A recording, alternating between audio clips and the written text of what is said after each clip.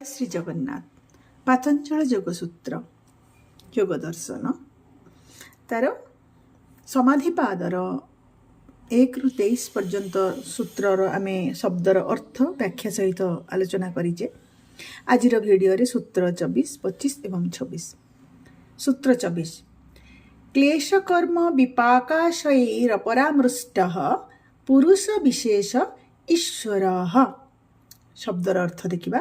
क्लेश किला 5टी क्लेश अछि। अविद्या, अस्मिता, राग, द्वेष और अभिनिवेश।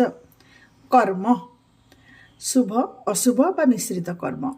विपाक कर्मर फल जेमति जन्म, आयु, भोग जो कर्मर फल। आशय कर्म फलर संस्कार बा वासना। अपरामृष्ट जीए एही सबुथिरु स्पर्शित नुहंती बा मुक्त। तार सरल अर्थ देखिबा।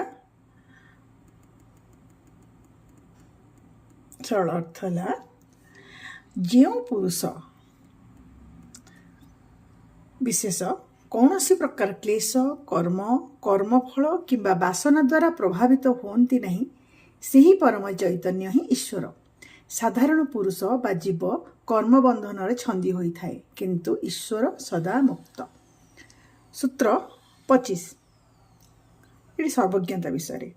तत्र निरतिशयं सर्वज्ञ बीजम। शब्दार्थ देखिबा। तत्र सही ईश्वरंक मध्यरे निरतिशयं जहार सीमा नहीं बा जहाठारु अधिक किछि नहीं, अनंत। सर्वज्ञ बीजम सर्वज्ञतार मूल बीज। ये सब किछि जानि थांती। सरल अर्थ देखिबा।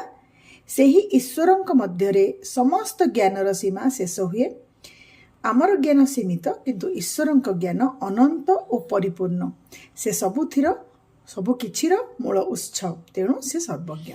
सूत्र 26 पूर्वेशामपि गुरुः काले नानवच्छेदात् बा अवच्छेदात्।